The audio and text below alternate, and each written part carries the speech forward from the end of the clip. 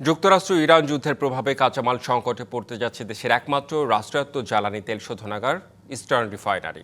Hormuz প্রণালী বন্ধ থাকায় 1,00,000 টন ক্রুড অয়েল নিয়ে সৌদি আরবের রাশ তানুরা বন্দরে আটকা পড়েছে বিপিসির জাহাজ। সময়মতো জাহাজটি না পৌঁছালে দেশের জ্বালানি খাতে দেখা দিতে পারে অনিশ্চয়তা। দেশের জ্বালানি তেলের চাহিদা মেটাতে মধ্যপ্রাচ্যের বিভিন্ন দেশ থেকে অপরিশোধিত তেল বা ক্রুড অয়েল আমদানি করে বাংলাদেশ। এরপর চট্টগ্রামের ইস্টার্ন রিফাইনারিতে পরিশোধন করে উৎপাদন হয় diesel, octane, petrol, jet fuel সহ বিভিন্ন জ্বালানি।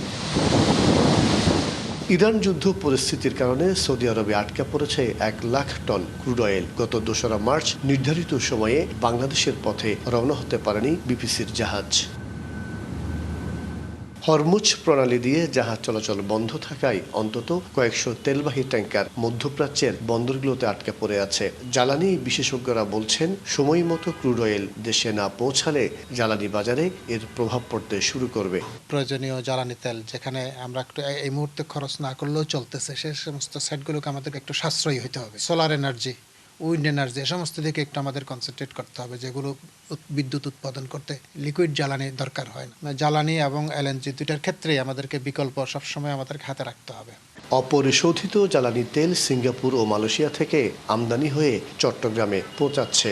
আপাতত দেশে পরিশোধিত জ্বালানির সরবরাহ স্বাভাবিক থাকলেও 5-6 দিনের মধ্যে জাহাজ রওনা দিতে না পারলে কাঁচামাল সংকটে পড়বে দেশের একমাত্র রাষ্ট্রীয় তেল পরিশোধনাগার ইস্টার্ন রিফাইনারি। হিউস্টনে রকিং টেস্টি, সীমানা ছাড়াও নিজেকে হারাও। আগামী 22শে মার্চ সংযুক্ত আরব আমিরাত থেকে আরেকটি জাহাজ চট্টগ্রামে আসার কথা রয়েছে। তবে সবকিছু নির্ভর করছে যুদ্ধ পরিস্থিতির উপর।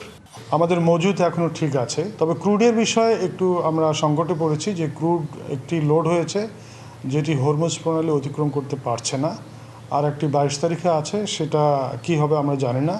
তো আমাদের হাতে বিকল্প কিছু ব্যবস্থা আছে, কিছু এডিশনাল কার্গো এই আমাদের যে চুক্তি আছে তার ভিতরে ধরা আছে।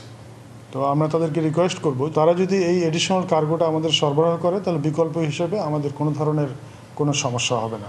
জ্বালানি বিশ্লেষকদের মতে হরমুজ প্রণালী দীর্ঘ সময় অচল থাকলে শুধু আমদানি ব্যয় নয়, অভ্যন্তরীণ উৎপাদন ও বিতরণ ব্যবস্থার উপরও চাপ পড়বে। মাসুদুল হক, ডিবিসি নিউজ, চট্টগ্রাম।